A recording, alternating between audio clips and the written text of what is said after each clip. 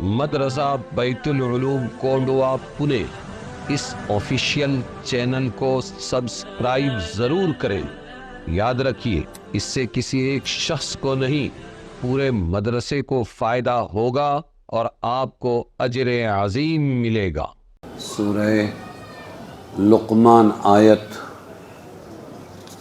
10 سے لے کر 19 تک۔ اعوذ باللہ من الشیطان الرجیم، بسم اللہ الرحمن الرحیم۔ خلق السماوات بغیر عمد ترونها والقى في الارض رواسي ان تميد بكم وبث فيها من كل دابة وانزلنا من السماء ماء فانبتنا فيها من كل زوج كريم هذا خلق الله فأروني ماذا خلق الذين من دونه بل الظالمون فی ضلال مبین۔ بنائے اللہ تعالیٰ نے آسمان بغیر ستونوں کے، بغیر کھمبے کے، تم اس کو دیکھتے ہو، اور رکھ دیے زمین پر پہاڑ کہ تم کو لے کر جھک نہ پڑے، اور بکھیر دیے اس میں سب طرح کے جانور، اور اتارا ہم نے آسمان سے پانی، پھر اگائے زمین میں ہر قسم کے جوڑے خاصے، ہر قسم کے جوڑے خاصے اچھے۔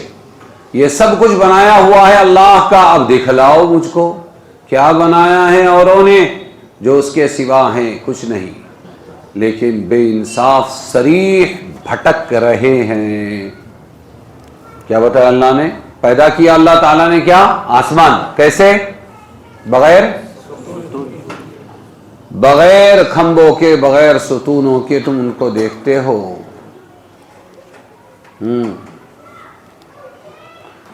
دنیا کا سیانہ، دین کا دیوانہ یہ کہتا ہے کہ بھئی اللہ ہے یہ ثابت کرو۔ کیا کرو؟ اللہ ہے ہی نہیں۔ کیا بولتا ہے؟ اللہ ہے ہی نہیں، اور یہ دلیل اللہ نے دی۔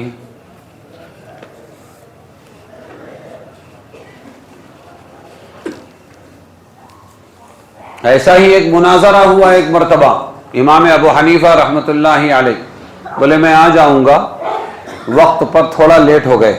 کیا اتنے بڑے امام صاحب ہو کر تم لیٹ ہو گئے؟ دہریوں سے مناظرہ تھا، جو کہتے تھے یہ دنیا خود بخود ہو گئی، اللہ نہیں ہے، سب خود بخود ہو گئے۔ کہنے لگے معاف کرنا 10 منٹ میں لیٹ ہو گیا، کیا ہوا؟ کہنے لگے جب پہنچا تو سامنے پانی تھا، سمندر، ندی۔ میں سوچا کیسے جاؤں گا، بہت پریشان تھا۔ اتنے میں دیکھا اتفاق سے اچانک ایک پودا نکلا، وہ دیکھتے دیکھتے درخت ہوا، اس کے بعد وہ سوکھ گیا، پھر اس کے بعد وہ خود بخود کٹا، پھر اس کی پھلیاں بنی، تختے بنے، پھر اس کے بعد خود بخود وہ جڑنے لگے اور خود بخود کیلیں ٹھکنے لگی۔ دیکھتے ہی دیکھتے کیا بن گئی؟ کشتی بن گئی۔ بس اتنی دیر میں سمجھے 10-15 منٹ کے اندر میں لیٹ ہو گیا، پھر میں بیٹھا اور آ گیا۔ کمال یہ چلانے والا بھی کوئی نہیں تھا، کشتی وہاں سے چھوٹی اور یہاں آ کے پہنچ گئی۔ کیا بات کرتے ہیں، سرک گئے کیا تم؟ ایسا خود بخود کچھ ہوتا ہے کیا؟ کہنے لگے تم ہی تو کہتے ہو کہ سب خود بخود ہو گیا، اور ہم یہ کہتے ہیں نہیں، اس کارخانے عالم میں جو کچھ چل رہا ہے اس کے پیچھے کوئی کرنے والا مسبب الاسباب ہے۔ کیا ہے؟ ہاں، مسبب الاسباب۔ یہ جواب ہے جاوید اختر کا، سمجھیں؟ ہاں، وہ کہتا ہے اللہ ہی نہیں، اور پوتا ہے مولانا فضل حق خیرآبادی کا، مجاہد آزادی۔ میں ان کے قبر پر فاتحہ پڑھ کے آیا ہوں، مالٹا کی جیل، یہ کالا پانی کی جیل، وہ کاٹی انہوں نے اور وہیں پر دفن ہوئے۔ وہاں لکھا ہوا ہے، کتابوں کے مصنف تھے۔ ان کا بیٹا جانثار اختر شاعر، اور پھر ان کا بیٹا کون؟ یہ جاوید اختر۔ اور یہ جانثار اختر اس زمانے کے جب سوویت یونین بنا، اور سوویت یونین سرمایہ داروں کے خلاف تھا اور ان کا نظریہ غریبوں کی ہمدردی میں تھا، اور انہوں نے پیسے بانٹ بانٹ کے شاعروں کو خریدا. ان خریدے ہوئے شاعروں میں جان نثار اختر، یہ ان کا بیٹا. دھرم پریورتن کائے کے واسطے؟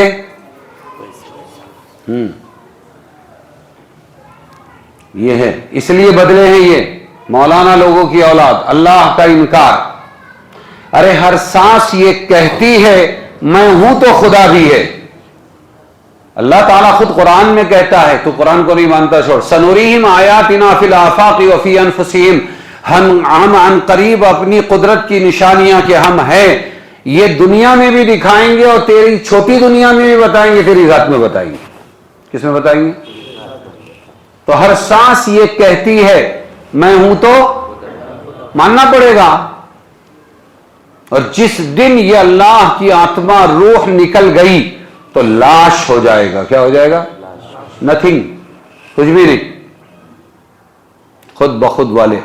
تو اللہ کے وجود کو سمجھنا ہے. آسمان دیکھ لے، ایک کھمبا نہیں. اللہ فرما رہے ہیں خلق السماوات بغیر عمد، بغیر ستونوں کے ہم نے آسمان بنایا.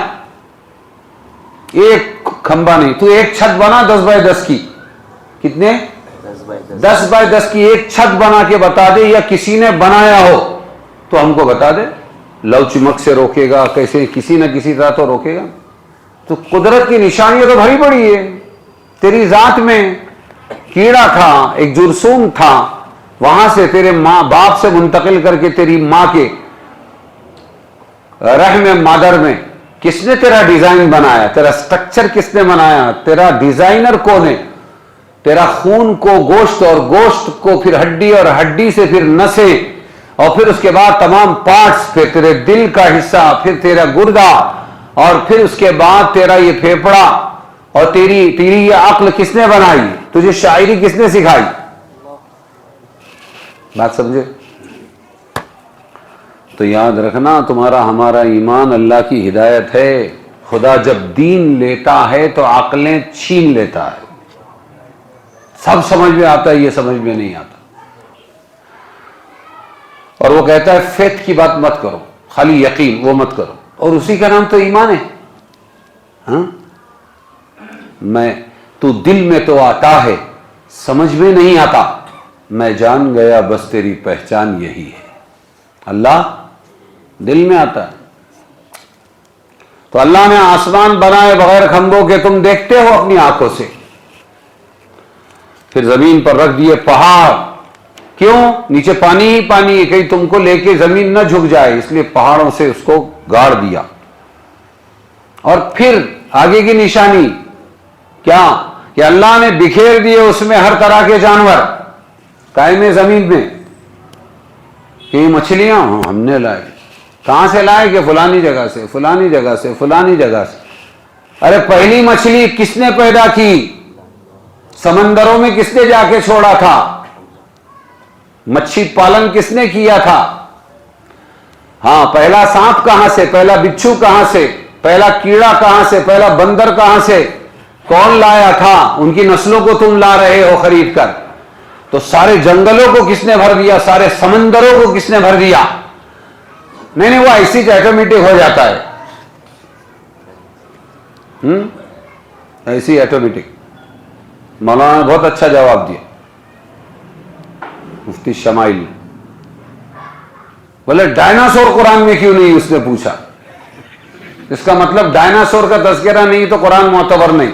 اس نے بولا، انہوں نے کہا کہ میتھمیٹکس کی کسی کتاب میں میں نے ڈائناسور کا تذکرہ نہیں پڑھا، تو اس کا مطلب میتھمیٹکس کی کتاب بھی بنڈل. ارے جو جس موضوع کی کتاب ہوگی اس میں وہی تذکرہ ہوگا نا. ہاں. پھر بولے اللہ نے یہ شیاطین کیوں پیدا کی ہے جو گمراہ کرتے ہیں؟ تو تیری کہانی میں ہیرو کے ساتھ میں ویلن کا پارٹ کیوں رکھتا ہے؟ کیونکہ ویلن کے بغیر ہیرو کا کردار نکھر کے آ ہی نہیں سکتا. ارے سمجھ میں آیا کہ نہیں آیا؟ ایسے ہی بروں کو جب تک کہ اچھوں کو بہکانے والا ڈیول نہ ہو، اور شیطان نہ ہو، اور برے لوگ نہ ہو، تو اچھے کی پہچان کہاں سے ہوگی؟ وہ بچے گا کیسے؟ یہ ہے کہ اللہ تعالیٰ نے آسمانوں کی قدرت کی نشانیاں بھری ہوئی. پھر اللہ فرما رہے تمام جانور پیدا کرنے کے بعد آسمان سے پانی برسایا. اللہ کو پہچاننا ہے. تیرے گھر کے اندر ایک مشین کے بغیر نیچے کا پانی اوپر نہیں جاتا. 1000 لیٹر 2000 لیٹر. اور یہ جو ساری دنیا کو سیراب کرتا ہے وہ پانی نیچے سے اوپر کیسے جاتا ہے؟ کون سی مشین لگی ہوئی ہے کہ خود بخود جا رہا ہے؟ تو تو کر لینا 1000 لیٹر پانی خود بخود چڑھا دینا. ارے سمجھ رہے کہ نہیں سمجھ رہے؟ بغیر پمپ کے پورا پانی نیچے سے اوپر، پھر اوپر سے نیچے، پھر نیچے سے اوپر، اور سال بھر پانی پہنچ رہا ہے. تو کوئی پہنچانے والا ہے تب تو نا. فَأَنبَتْنَا فِيهَا مِن كُلِّ زَوْجٍ كَرِيمٍ. پھر اللہ فرماتے ہیں کہ اس زمین میں پانی برسا کر ہر قسم کے جوڑے خاصے پیدا کیے ہم نے. ہاں، اللہ تعالیٰ نے نر بھی بنایا ہے درختوں میں اور مادہ بھی بنایا ہے. جوڑے بنا دیے اللہ کا. پھر جانور بنائے. یہ سب کچھ بنایا ہوا ہے اللہ کا. ھذا خلق اللہ. یہ تو اللہ کی تخلیق ہے. تو اللہ کہہ رہے ہیں اب دکھلاؤ مجھے کیا بنایا ہے اوروں نے. فَأَرُونِي مَاذَا خَلَقَ الَّذِينَ مِن دُونِي. تم نے کیا بنایا ہوگا؟ چھوڑو اللہ نہیں، تم ہے نا، تم کیا ہے، کس کھیت کی بولی یہ بتاؤ. سب سے آسان چیز اعتراض کرنا، سب سے مشکل چیز کام کرنا. اور سب سے آسان چیز کیا ہے؟ ہاں، پوری چھوڑ دی، ہو گیا ختم. کوئی دلیل کی ضرورت نہیں. بل الظالمون فی ضلال مبین. کچھ نہیں، بات یہ ہے کہ بے انصاف صریح بھٹک رہے ہیں. سمجھے کہ نہیں؟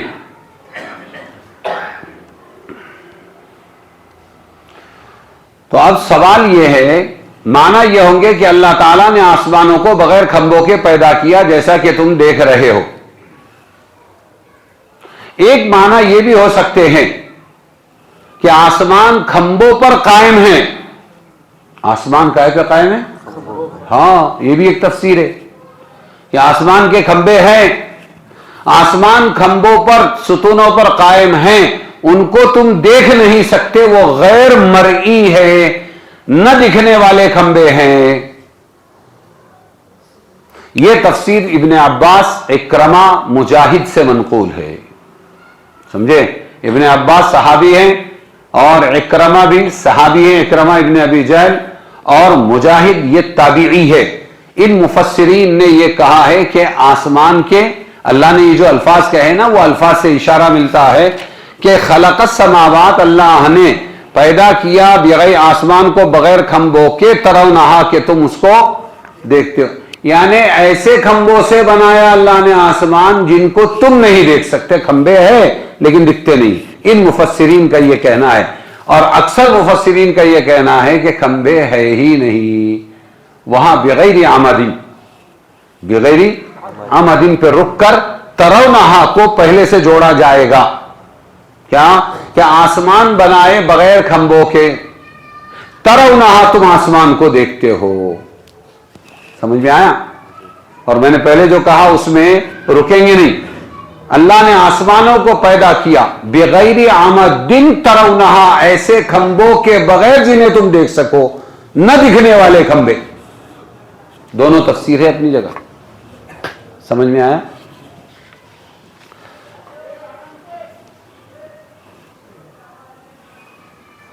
آگے کی آیت ہے وَلَقَدْ آتَيْنَا لُقْمَانَ الْحِكْمَةَ أَنِ اشْكُرْ لِلَّهِ وَمَنْ يَشْكُرْ فَإِنَّمَا يَشْكُرُ لِنَفْسِهِ وَمَنْ كَفَرَ فَإِنَّ اللَّهَ غَنِيٌّ حَمِيدٌ.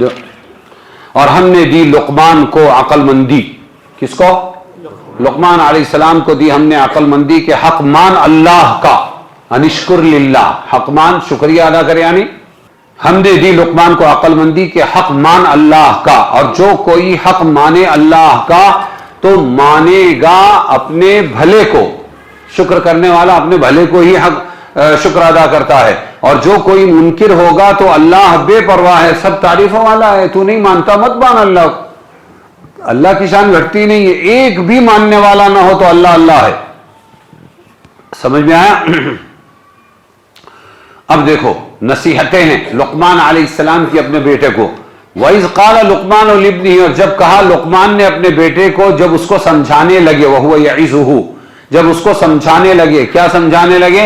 اے بیٹے شریک نہ ٹھہرائیو اللہ کا پارٹنر کسی کو مت بنا، ان الشرک لظلم عظیم، ان الشرک لظلم عظیم، بے شک شریک بنانا بھاری بے انصافی ہے، پارٹنر بنانا اللہ کا کسی کو بھاری بے انصافی ہے۔ اور ہم نے تاکید کر دی انسان کو اس کے ماں باپ کے واسطے، ایک طرف اللہ کا حق بتایا اور دوسری طرف فوراً ماں باپ کو لائے، اور ہم نے وصیت کر دی، تاکید کر دی انسان کو اس کے ماں باپ کے واسطے، بوالدیہ، حملتہ امہ وہنن علی وہن، پیٹ میں رکھا اس کو اس کی ماں نے تھک تھک کر، پیٹ میں رکھا اس کو اس کی ماں نے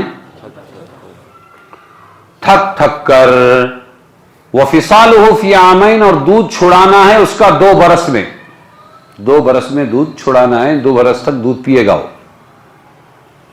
انشکر لی، کیا ہم نے وصیت کی ماں باپ کے بارے میں؟ انشکر لی ولی والدیک، کہ حق مان میرا اور اپنے ماں باپ کا، حق مان میرا اور اپنے ماں باپ کا، الی المصیر، آخر مجھی تک آنا ہے۔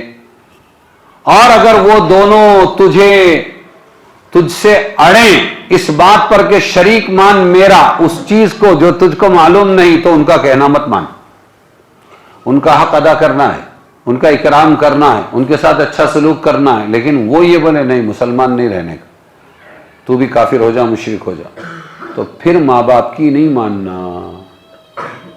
لا طاعت لمخلوق فی معصیت الخالق،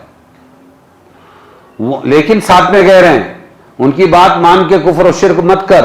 وَصَاحِبْهُمَا فِي الدُّنْيَا مَعْرُوفًا، اور ساتھ دے ان کا دنیا میں دستور کے موافق، ہاں حق برابر ادا کرنا ہے، کافر مشرک ماں باپ کا حق ادا کرنا ہے، خرچ دینا ہے، خدمت کرنا ہے، پیر دبانا ہے، عزت کرنا ہے۔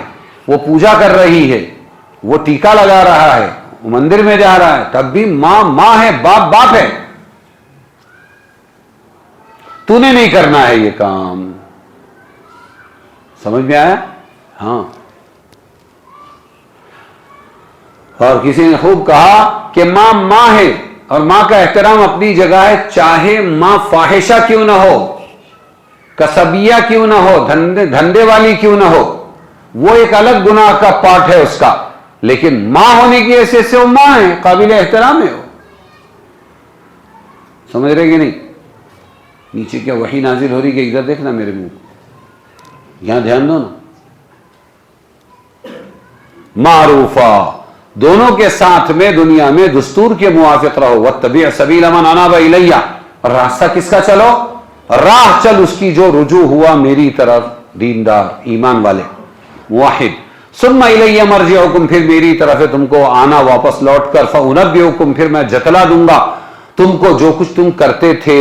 یا بنیا، ایک نصیحت تو یہ کی ایمان، توحید، ماں باپ کی فرما برداری، شرک میں کسی کی اطاعت نہیں، سمجھ میں آیا؟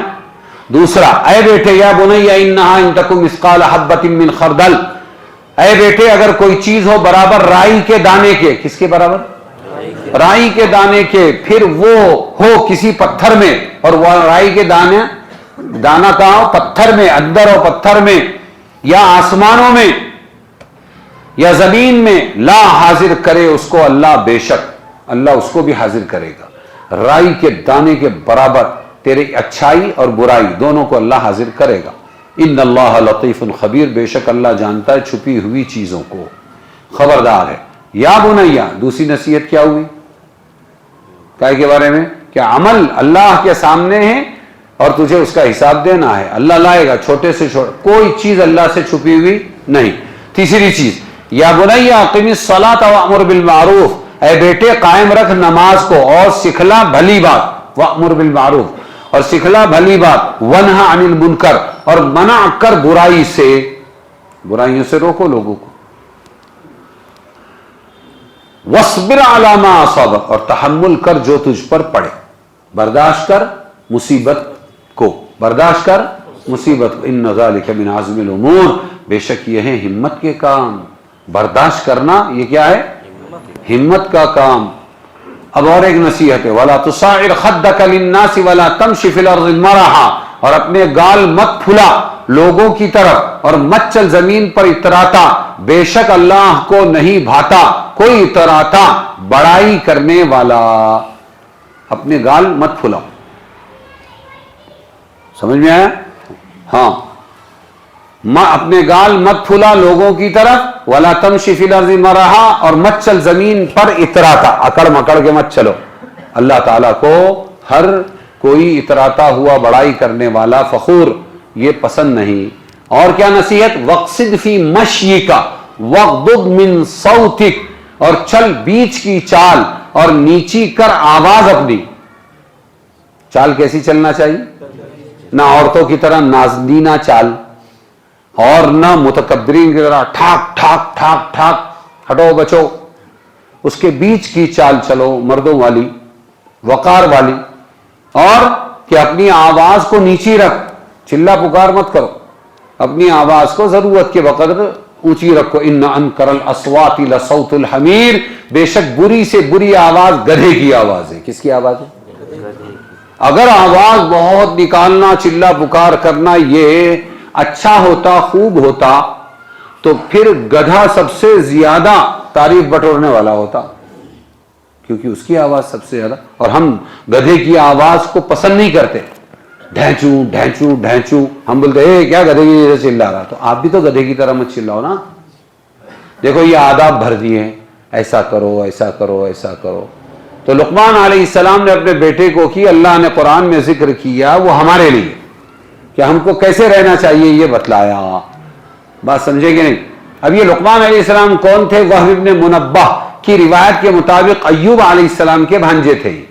نبی ایوب کے کیا تھے بولو؟ بھانجے تھے. اور مقاتل نے ان کا خالازاد بھائی بتلایا کہ نہیں, خلیرے بھائی تھے. ان کی عمر دراز رہی, یہاں تک کہ داؤد علیہ السلام کا زمانہ بھی انہوں نے پایا بعد میں. ہاں, لقمان ایک حبشی غلام تھے, کالے غلام تھے. لقمان کون تھے؟ کالے غلام تھے, نجاری کا کام کرتے, بڑھئی کا کام کرتے تھے. جابر ابن عبداللہ رضی اللہ عنہ سے روایت ہے, ان کے حالات پوچھے گئے تو فرمایا یہ ٹھگنے تھے, پستقت تھے, ناک چھوٹی ناک کے تھے, حبشی کالے تھے. حبشی غلام موٹے ہونٹ والے, پھٹے ہوئے قدموں والے تھے. ایک سیاہ رنگ حبشی حضرت سعید ابن مسیب کے پاس کوئی مسئلہ دریافت کرنے کے لیے حاضر ہوا. کوئی حبشی کالا تھا, وہ آیا مسئلہ پوچھنے سعید ابن مسیب رضی اللہ عنہ کے پاس. تو ذرا وہ بیچارہ نروس تھا, تو حضرت سعید نے اس کو تسلی کے لیے فرمایا گھبرا مت, تو کالا ہے, بٹکا ہے, اس واسطے تو ہاں ناراض مت ہو, نروس مت ہو. کیوں؟ اس لیے کہ تم اپنے کالے ہونے پر غم نہ کرو, کیونکہ کالے لوگوں میں 3 بزرگ ایسے ہیں جو لوگوں میں سب سے بہتر تھے. کالے 3 بزرگ ایسے ہیں جو لوگوں میں, حضرت بلال حبشی رضی اللہ عنہ, اور مہجع عمر ابن خطاب رضی اللہ عنہ کے آزاد کردہ غلام مہجع, سمجھ میں آیا؟ اور تیسرے کون؟ لقمان علیہ السلام. یہ کالے ہیں اور یہ تینوں بزرگ تھے. اقبال کس کے عشق کا یہ فیض عام ہے, رومی فنا ہوا حبشی کو دوام ہے. رومی فنا ہوا, اسکندر رومی فنا ہو گیا, اور بلال حبشی وہ بادشاہ تھا, یہ غلام. یہ محمد کی غلامی کی برکت ہے, ان کے عشق کی برکت ہے. اقبال کس کے عشق کا یہ فیض عام ہے, رومی فنا ہوا حبشی کو دوام ہے. وہ باقی قیامت تک. تو 3 کالے کالے بزرگ سب سے بہتر گزرے ہیں, اس لیے اے کوئی بھی کالا ہو وہ اپنے آپ پر جو ہے افسوس نہ کرے, یہ بتلایا. لقمان علیہ السلام جمہور سلف کے نزدیک نبی نہیں بلکہ ولی اور حکیم تھے. اب یہ نبی تھے کہ حکیم تھے, ولی تھے, کیا تھے؟ ٹھیک ہے. ابن کثیر نے فرمایا جمہور سلف کا اس پر اتفاق ہے کہ وہ نبی نہیں تھے. لقمان علیہ السلام بولو. حضرت اکرمہ سے ان کا نبی ہونا نقل کیا جاتا ہے. اکرمہ خالی کہتے ہیں وہ نبی، مگر اس کی سند ضعیف ہے. امام بغوی نے فرمایا اتفاق ہے کہ وہ فقیہ اور حکیم تھے، نبی نہیں تھے. لقمان کیا تھے بولو؟ ارے بولو نا. معینور، ہاں کیا تھے؟ فقیہ، دین کے سمجھدار، اور حکیم تھے. ایک عجیب روایت نقل کی ان کے بارے میں. لقمان کو اختیار دیا تھا اللہ نے کہ نبوت لے لو یا حکمت. انہوں نے حکمت کو اختیار کیا کہ میں حکیم بننا چاہتا ہوں. حکیم دو طرح کے ہوتے ہیں، جڑی بوٹی جاننے والے کو بھی حکیم کہتے ہیں، اور لوگوں کی نفسیات کو سمجھ کر ان کو اچھی زندگی گزارنے کی رائے دینے والے کو بھی حکیم کہتے ہیں. بس سمجھے؟ بعض روایات میں کہ ان کو نبوت کا اختیار دیا گیا تھا، انہوں نے عرض کیا اگر اس کے قبول کرنے کا حکم ہے کہ نبوت قبول کر لو تو میرے سر آنکھوں پر، ورنہ مجھے معاف کرو.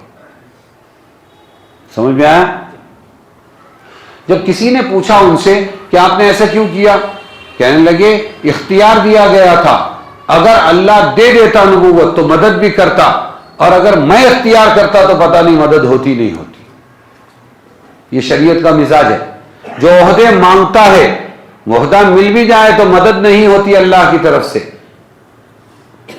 اور اگر اللہ کی طرف، مسلمانوں کی طرف سے مشورے سے طے کر دیا جائے کہ آپ ہمارے امیر، آپ ہمارے یہ، تو پھر اللہ کی مدد شامل حال ہو جاتی ہے. ارے سمجھے کہ نہیں؟ اس لیے کبھی بھی جی ایم پی نہیں کرنے کا. ہاں، امام بننے میں، متولی بننے میں، محتمم بننے میں، صدر مدرس بننے میں، مدرس بننے میں، شیخ الحدیث بننے میں، حضرت جی بننے میں، امیر صاحب بننے میں، پیر صاحب بننے میں، خانقاہ باقی چلانے میں جی ایم پی نہیں کرنے کا، بلکہ لوگ بنا دے تو بن جانے کا، نہیں بنائے تو اپنا دوسرا کام کرنے کا. یہ جی ایم پی کیا ہوتا ہے؟ ایک نے بولا تمہاری بیٹی میرے بیٹے کو دو نا، کیا کوالیفیکیشن کیا ہے تمہارے بیٹے کا؟ بولے جی ایم پی ہے. یہ جی ایم پی کیا ہوتا ہے؟ گھسم گھاس میٹرک پاس. گھسم گھاس آج کل سب ایسے ہی چل رہا ہے، سب جی ایم پی بن گئے. سمجھ میں آیا؟ اور سورہ یوسف میں اس کی گتھی کھولی، اقتلوہ او اطرحوہ ارضا یخل لکم وجہ ابیکم وتکونوا من بعدہ قوما صالحین. 10 بھائیوں نے، 10 نہیں 9 تھے، ان 9 بھائیوں نے مشورہ کیا کہ یوسف کو رستے سے ہٹا دو، یا تو قتل کرو یا کسی کنویں میں ڈال دو. تو کیا ہوگا فائدہ؟ کہ ابا کی توجہ یوسف یوسف یوسف یوسف، وہ ساری توجہ پیار محبت تم کو ملے گی. پھر اس کے بعد یہ ہو جانے دو، پھر اس کے بعد پاک پتیجا نام ختیجہ بن جانا. ثم تکونوا من بعدہ قوما صالحین، اس کے بعد تم قوم صالح بن جانا. حضرت حضرت حضرت حضرت حضرت سارے عہدوں میں یہی چکر چل رہا ہے، توڑ مروڑ کے ستا لے لو ایک مرتبہ، بعد میں اس کے بعد اللہ والے بنتے بیٹھنا، امیر صاحب، غریب صاحب، پیر صاحب، امام صاحب، یہ صاحب، وہ صاحب، چودھری صاحب. ہاں، بنیاد غلط. تو ہوتا ہے کامیاب ہوتے ہیں؟ نہیں ہوتے. ہر اسکیم بناتا بندہ ہے اور اس کو فیل کرتا اللہ ہے. لاسٹ گول اللہ کے ہاتھ میں ہوتا ہے. وَمَكَرُوا وَمَكَرَ اللَّهُ وَاللَّهُ خَيْرُ الْمَاكِرِينَ. اس لیے کبھی سازشیں نہیں کرنا. ہاں، اپنے آپ کو ہوا کے رخ پر چھوڑ دینا، اللہ جو تو طے کرے گا وہ. پہلے یہ فتویٰ دیا کرتے تھے شرعی مسئلوں کا. جب داؤد علیہ السلام کو نبوت عطا ہوئی تو فتویٰ دینا چھوڑ دیا کہ اب میری ضرورت نہیں رہی. ارے سمجھے کہ نہیں؟ ہاں، بعض روایت میں کہ بنی اسرائیل کے قاضی تھے یہ. لقمان علیہ السلام سے کلمات حکمت بہت منقول ہے. وہب ابن منبہ کہتے ہیں کہ میں نے حضرت لقمان علیہ السلام، وہب ابن منبہ کہتے ہیں میں نے لقمان علیہ السلام کی حکمت کے 10,000 سے زیادہ ابواب پڑھے ہیں. کتنے چیپٹرز؟ 10,000 چیپٹر حکمت کے پڑھے. تو کتنا اللہ نے علم دیا ہوگا ان کو. ہاں، تو مسئلے مسائل بیان کرتے تھے. داؤد علیہ السلام نبی بنا کر بھیجے گئے تو کیا کہا؟ اب میں فتویٰ نہیں دوں گا، ایسا بہت کم ہوتا ہے، کوئی اپنی دکان بند نہیں کرتا. ارے سمجھے کہ نہیں سمجھے؟ ہاں، غیر عالم بھی فتویٰ دیتے ہیں. اگر میں بولوں گا کہ فلاں مفتی صاحب سے جا کے پوچھ لے تو یار اپنا معتقد ادھر چلے جائے گا، پھر مین گیا تو منی بھی چلی جائے گی. جدھر مین پاور ادھر منی پاور. اس لیے اپنا گروہ بنا کے رکھو. کائی تری ویگڑا کریلا پائیے، کچھ تو بھی ٹھوکو. کیا کرو؟ ہاں، ایک مفتی صاحب تھے بیچارے، ان پریکٹس والے تھے، اور پریکٹس نہیں تھی ان کو. تو ان کو پوچھ لیا کسی نے، ارے بولے او قرآن جلا دیا فلاں امام صاحب نے، قرآن کے اوراق جلا دیے. تو بولے پھر ان کے بارے میں تو دوسرے لوگوں نے، تبلیغی تھا وہ، تو دوسرے لوگوں نے اڑائے کہ پھر جائز ہے کہ ناجائز ہے. ابھی پھنس گئے. نامچین مفتی وہاں کے، زبردستی GGMP تھے وہ. تو وہ اب کیا بولنا، دوسرے کے پاس بھیجنا بھی نہیں. اب لوگ اپنے کو مفتی بولتے. تو انہوں نے اپنی یہ چالاکی کی آئیڈیا لڑائے. بولے امام شافی کے نزدیک جائز ہے، امام ابو حنیفہ کے نزدیک جائز ہے. کہاں سے لایا کیا معلوم.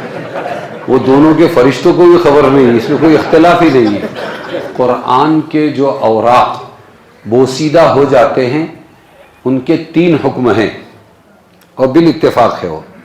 نمبر 1 یہ ہے کہ ان کو کہیں قبرستان وغیرہ ویران جگہ میں جا کر کھڈا کھود کے گاڑ دو، یہ سب سے بہتر ہے، تو بے حرمتی نہیں ہوگی. دوسرا یہ ہے کہ پانی میں بہاؤ، لیکن پانی میں اگر آپ نے جلائے بغیر بہا دیا تو وہ کہیں بھی نکل جائیں گے اور پھر وہاں بھی بے حرمتی ہو سکتی ہے. اس لیے تیسرا حکم یہ ہے کہ جلاؤ پھر پانی میں بہاؤ. سمجھ میں آیا؟ لیکن جن کو پریکٹس نہیں ہے، اب اپنی عزت جا رہی ہے تو وہ ایسا ٹھوک دیتے. امام شافی اپنے ہیں، کبھی پکڑ کے لاؤ کبھی بہا دو.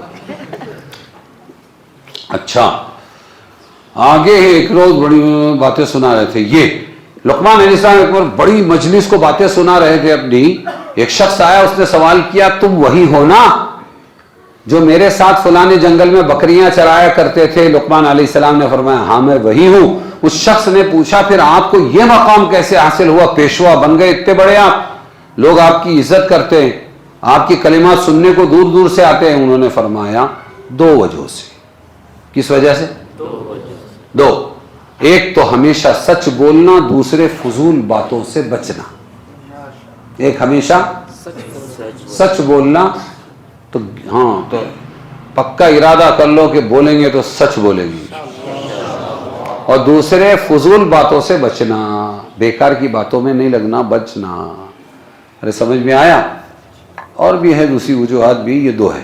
لقمان علیہ السلام کی حکمت جو ان کو دی گئی، اس سے کیا مراد ہے؟ وہ حکمت کیا چیز تھی؟ ابھی میں نے کہا ایک حکمت تو جڑی بوٹی، دوسری حکمت کیا ہے؟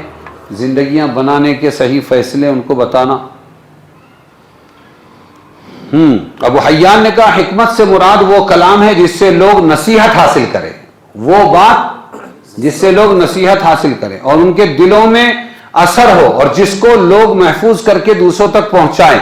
ابن عباس نے کہا حکمت سے مراد عقل، فہم، ذہانت ہے. بعض حضرات نے فرمایا علم کے مطابق عمل کرنا حکمت ہے. جو علم ہے تم کو اس کے مطابق عمل کرنا یہ حکمت ہے. یہ سب ایک ہے، اور خلاصہ اس کا یہ ہے کہ اس کی تفسیر علم با عمل سے کی گئی ہے. حکمت کس کو بولتے ہیں؟ علم با عمل. وہ علم ہو کسی بندے کے پاس جس پر وہ عمل بھی کر رہا ہو، اس کو حکمت کہتے ہیں. یہ بہت جامع اور واضح ہے. آیا سمجھ میں؟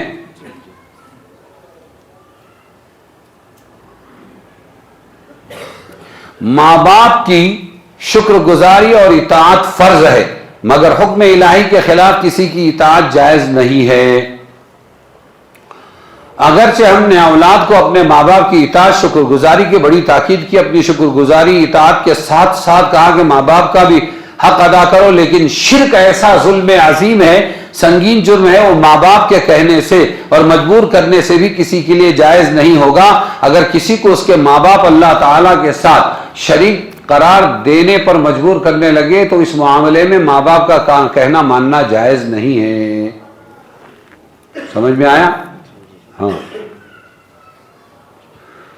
لیکن پیٹ میں ماں نے رکھا، باپ نے بھی اس کو سنبھالا، اس واسطے ساتھ ساتھ میں اللہ نے کہا میرا حق ادا کر، تو ماں باپ کا بھی حق ادا کر. تکلیف پر تکلیف اٹھائی تیری ماں نے، لیکن اس حکم دینے سے کہیں یہ اس کے دل میں بات پیدا ہوتی کہ ماں باپ کا حکم تو اطاعت کا حکم اللہ نے دیا، وہ بول رہے شرک کر تو شرک بھی کرنا پڑے گا، کرنے لگتا. اس لیے فوراً کہا کہ شرک کی اجازت نہیں ہے، حسن سلوک کی اجازت ہے تجھے. سمجھے؟ وَوَصَّيْنَا الْإِنسَانَ بِوَالِدَيْهِ. اسلام کا بے نظیر قانون عدل، ماں باپ کو شرک و کفر پر مجبور کریں اور اس کو، اور اللہ تعالیٰ کا حکم یہ ہو کہ اس کی بات نہ مانو، تو طبعی طور پر انسان حد پر قائم. اب اگر اللہ نے پھر منع کیا کہ شرک میں ماں باپ کی مت ماننا، تو پھر دل میں نفرت آ سکتی ہے، تو مشرکہ ہے، یہ کافرہ ہے، یہ مشرک ہے میرا باپ، لہذا کیا ان کی عزت کرنا، کیا خدمت کرنا. نہیں، پھر اللہ نے واپس لایا اور کہا کہ نہیں، تجھے دنیاوی حسن سلوک تو کرنا پڑے گا ماں باپ کے ساتھ، چاہے وہ مشرک. اللہ کو کتنا خیال ہے، تاکہ سمجھ میں آ جائے اس کو.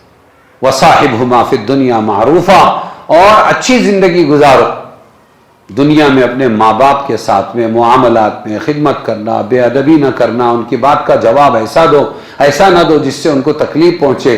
مطلب یہ کہ ان کے شرک کفر کے معاملے میں نہ ماننے سے جو ان کا دل دکھا، جب نہیں مانے گا اور مومن ہی رہے گا بندہ بیٹا تو ان کا دل دکھے گا نا، تو جو دل دکھا وہ تو مجبوری کے لیے برداشت کرو، مگر ضرورت کو ضرورت کی حد میں رکھو، دوسرے معاملات میں ان کے دل کو نہ دکھاؤ. اور دودھ پلانے کی مدت کتنی کہا؟ 2 سال. یہ عام عادت کے مطابق ہے، اس میں اس کی کوئی تشریح نہیں کہ اس سے زیادہ مدت دودھ پلا سکتے ہیں کہ نہیں. اس کا کیا حکم ہے؟ اس مسئلے کی تشریح سورہ احقاف میں آیا، حملہ وفصالہ 30 شہرا. اس کا پیٹ میں اٹھانا اور اس کو دودھ پلانا 30 شہرن ہے، 30 مہینے کے تحت میں انشاءاللہ وہاں پر آئے گی یہ بات، وہاں تفصیل بتائے گی.